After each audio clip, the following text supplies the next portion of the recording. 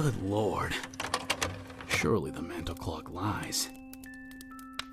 Is it really after 3 in the morning? Has it really grown that late? This has proven to be an interesting evening, but I'm afraid I must soon make for my bed. The fireplace is burning low. My eyelids have grown heavy, and we've drained the bottle near to the dregs. There's just enough to revive our glasses one last time. And so we shall. A toast, my good man, to all that is, and to all that shall be. That single malt burns, doesn't it? It burns just like the fires that await us down below. The doctor has reproached me for drinking to excess on many occasions. He's even stated that it shall be the death of me, but I believe just the opposite. After a lifetime pursuit of all things arcane, the drink is likely the only thing keeping me alive. It holds the midnight terrors at bay, you see. It allows me to get some rest at night. What's that? I didn't quite catch the question. Oh, which one? That contraption sitting on the corner of my desk? Why, that's an old sextant. It's a device used for nautical navigation. This one is very old. It was manufactured in the late 18th century.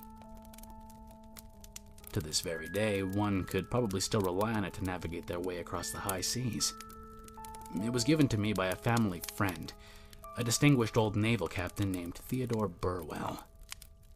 Captain Burwell was a remarkable character. A stout, weathered little bear of a man, a decorated officer who spent most of his career maintaining order down in the Pacific Station. He was larger than life, Teddy was. He loved women and he loved to drink. And we got along famously once I came of age and discovered that I too shared his enthusiasm for intoxicants and women of the night. We'd spent many evenings together in cat houses across the world, sampling the various delights one can find in such play. Right, of course, the sextant. I got sidetracked. It happens more frequently these days now that I'm in my twilight years. It's a curio that comes with a story, as they often do. But this one is quite ghastly, I'm afraid. Do you wish to hear it? I knew that you would. On the night that the sextant passed into my possession, Captain Burwell and I had consumed almost 60 ounces of rum on his back terrace. We were both drunk as lords. His house was a massive structure that rested upon the edge of a rocky cliff, and the terrace overlooked a placid tropical bay. It was a grand place to while away a summer's eve and drink to the health of the sea, as Teddy was fond of saying. The tone of the evening had slowly degenerated from urbane and polite at dinner to a hazy state of rollicking body-good cheer by 11. Teddy's other dinner guests had long since taken their leave, so we retired to the terrace to drink, boast of the women we had lain with, and recount glorious tales of fistfights and drunken public house brawls. The captain played a few old warbling sea shanty records at top volume, and we waltzed with patio furniture as our partners, only to curse them when the dance was over and hurl them into the bay. At one point, we actually got into a food fight with a passing troop of monkeys. Our drunken guffaws sounded no different than the enraged screeching of the primates, I've no doubt. One rude little fellow jumped up on the balustrade and began to... well, I won't get into that, but I'll be damned if old Teddy didn't drop his trousers and give the monkey a dose of his own medicine. As the hour slipped into the single digits, however, our mood gradually grew somber and the laughter dried up into silence. The old man set about trying to load his tobacco pipe with palsied fingers, while I leaned back to stare up at the stars and wonder if anything might be staring back. Teddy snorted at me and said, All the youth these days, wandering around with their heads out in space. Cast your gaze out across that bay. If it's a mystery that you're looking for, I can personally attest that there are many wondrous sights out there. And there are a few horrors as well. Unimaginable horrors. My interest was piqued. I asked him if he would care to elaborate. Teddy tried to light his pipe and, in the process, spilled tobacco all over his waistcoat. He cursed and slapped it away. I witnessed many strange events during my years at sea, and I heard men speak of things even stranger.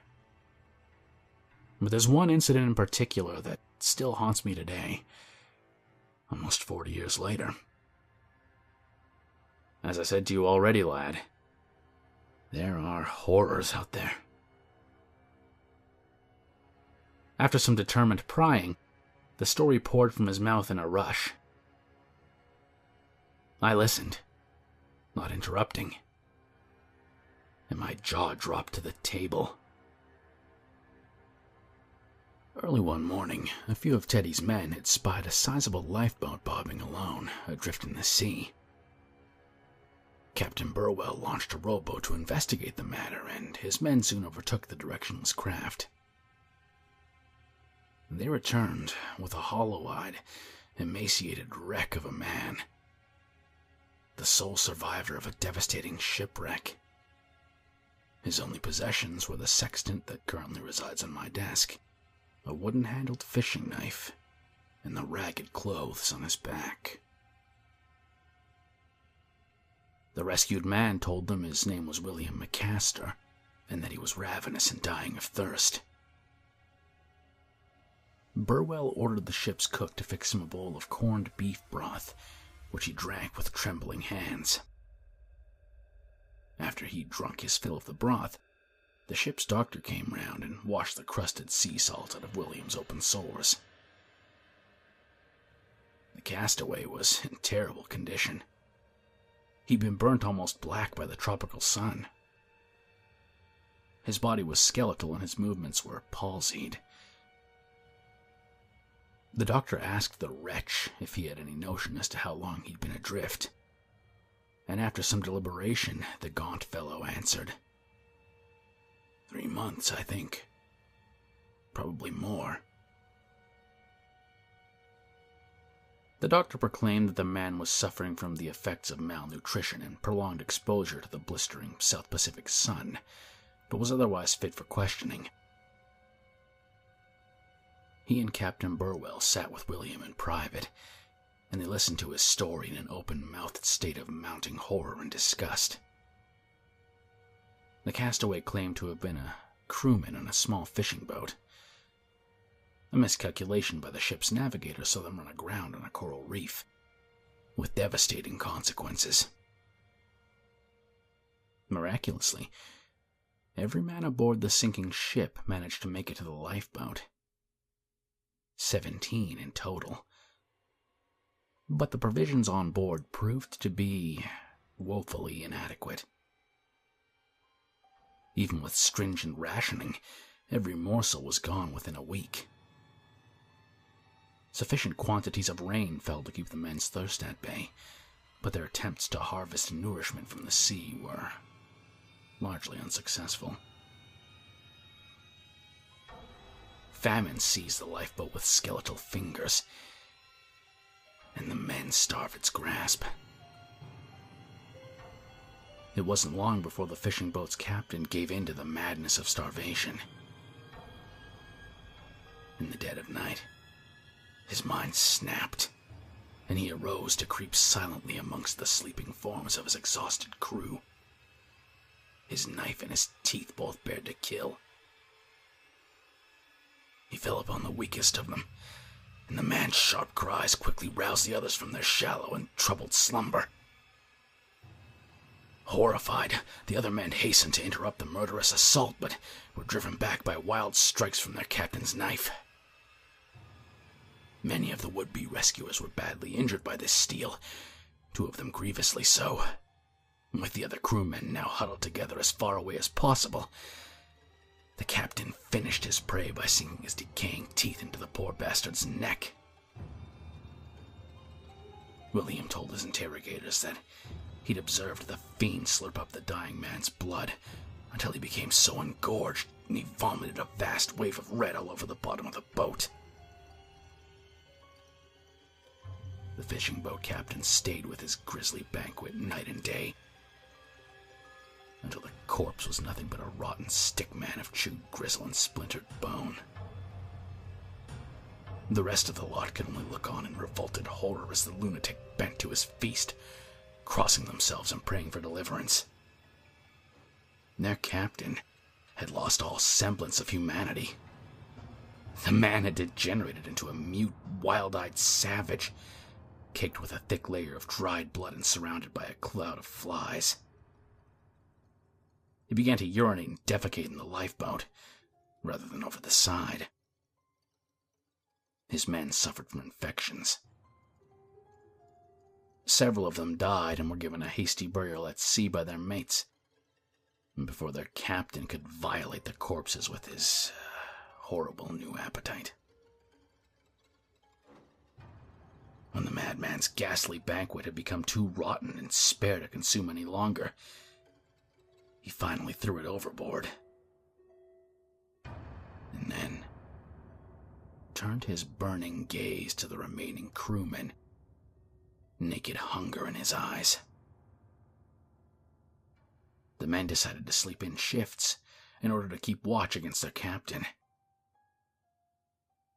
but it was to no avail. That very night, a thick fog descended on them. Under its cover, the lunatic slithered over to his crewman's side of the boat on his stomach, slowly, like a serpent. One of the men who'd been badly injured during the first attack was set upon and dragged up by his foot. After winning a grim match of tug-of-war with the others, the captain dragged him to the stern of the lifeboat, and, grinning at the pleas for mercy from his crew, he cut the man's throat. After the second man's body was consumed, the ravenous monster stole another crewman, and then another. Days of tension blended into nights of terror, and the castaways grew steadily weaker from hunger and psychological torment.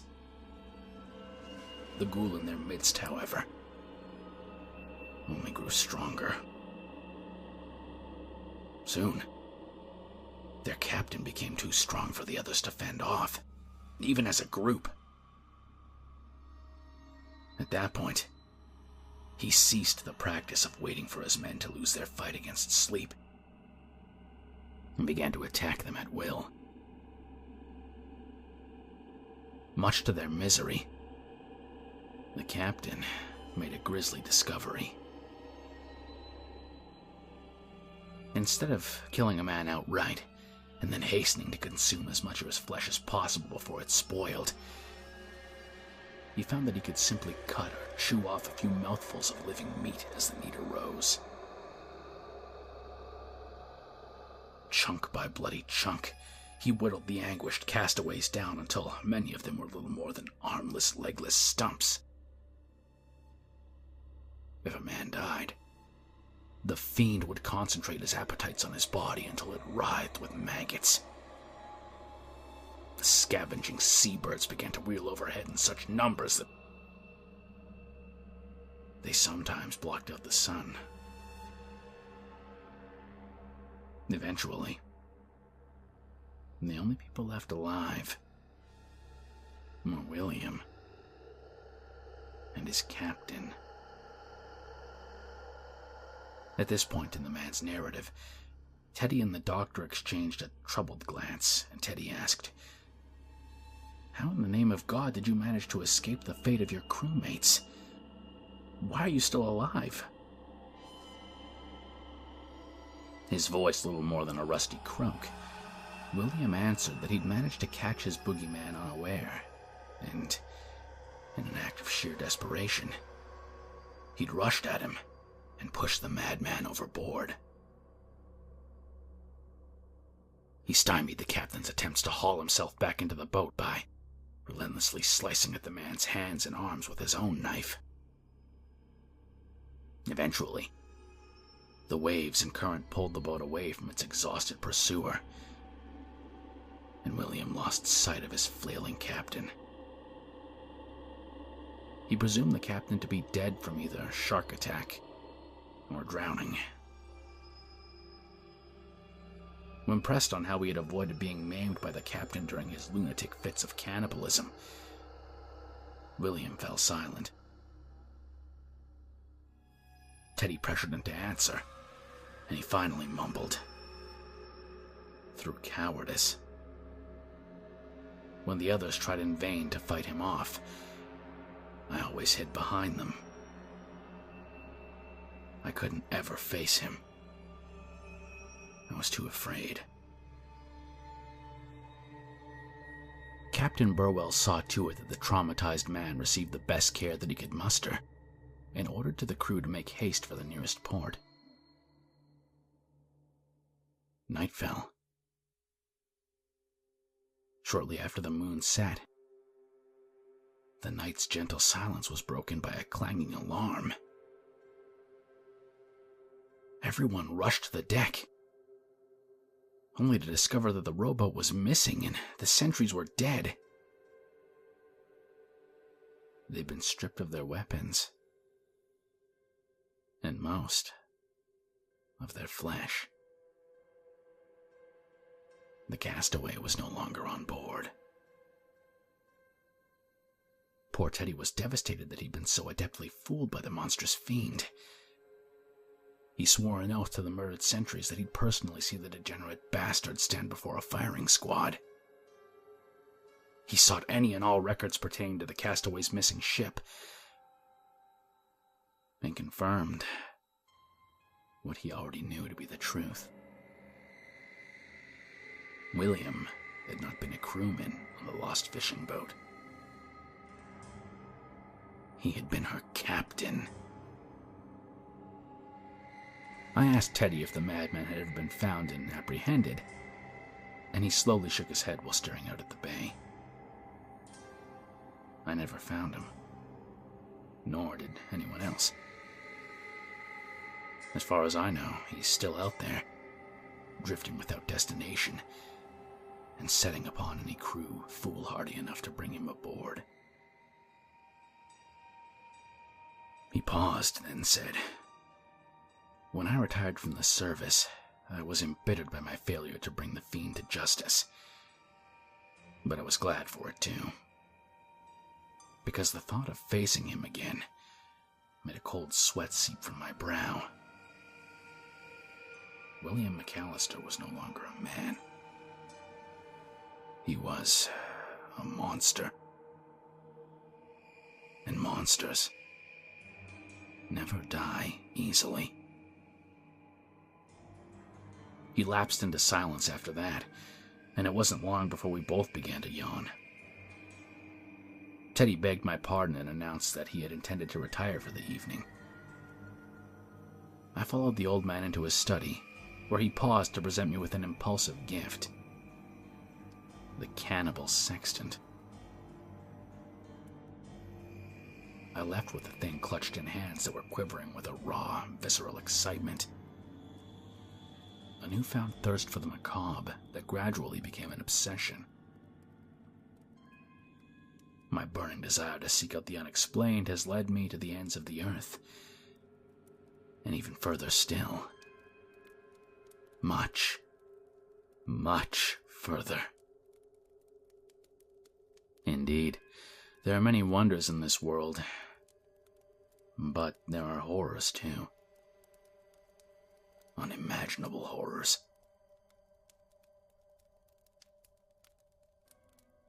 Say now, would you like to have it? The sextant, that is. No, go on. Take it with you. I insist.